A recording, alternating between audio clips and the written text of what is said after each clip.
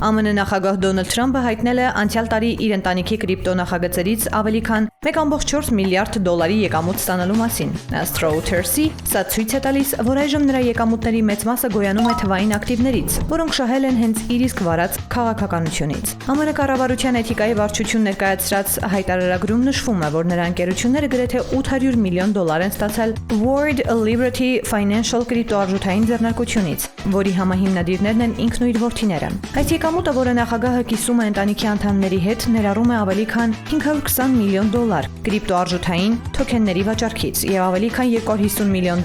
World Liberty-ում բիզնեսի մասնաբաժինների վաճառքից։ Թրամփը հայտնել է նաեւ եւս $635 միլիոն ստանալու մասին իրեն նվիրված Trump Meme Coin-երի վաճառքից։ Այս նորությունն ընդգծում է, թե ինչպես է կրիպտոարժույթը փոխել նախագահի կարողությունը։ Մեկ տարի առաջ արված իր հայտարարության մեջ նա խոսում էր այս մասին։ Օրինակ, Թրամփը հայտնել էր $57.35 միլիոն եկամուտ World Liberty թոքենների վաճառքից, որն այսուհետ այս տարվա հաշվետվության մեջ աճել է 9 անգամ։ Reuters գործակալությունը վերջերս հաշվարկել է, որ Թրամփի ընտանիքը կրիպտոարժույթների հետ կապված նախագծերից վաստակել է առնվազն $2.3 միլիարդ այն պահից ի վեր, երբ Թրամփը 2025 թվականին վերադարձավ Սպիտակ տուն։